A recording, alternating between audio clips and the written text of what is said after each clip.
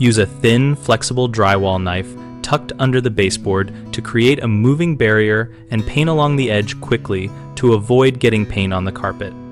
Start by slipping a long, flexible drywall knife or putty knife between the baseboard and carpet pile so the blade sits flush against the baseboard edge. This protects the carpet from direct brush contact and lets you work steadily along the length of the wall. Use a high-quality angled sash brush about 1 to 1.5 inches wide so you have control but can still cover a strip in a single pass. Load the brush lightly and tap excess back into the can rather than wiping it.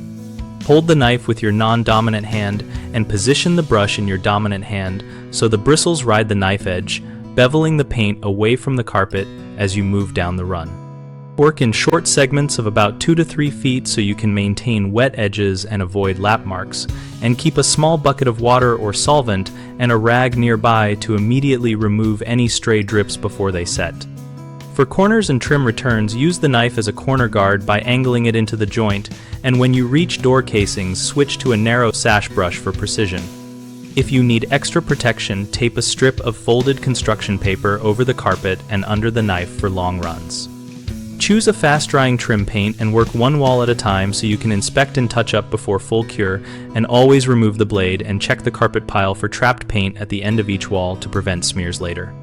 The 3 most common mistakes are using an oversized brush that deposits too much paint, which causes drips onto the carpet, letting the blade lift off the baseboard so the carpet is exposed, and working too slowly so paint pools and migrates under the knife.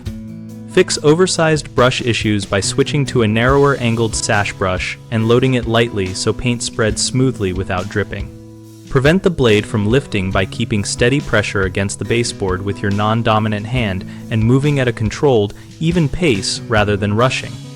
Avoid working too slowly by planning your sections in advance, keeping a wet edge by completing short continuous runs, and using a fast-drying trim formula that reduces the window for seepage. BigHomeProjects.com connects homeowners with local contractors and hosts a discussion community where users swap tips, ask questions, and share project photos related to trim painting and other jobs. We help contractors find work by letting them engage with homeowners and participate in community discussions so both sides can learn and connect.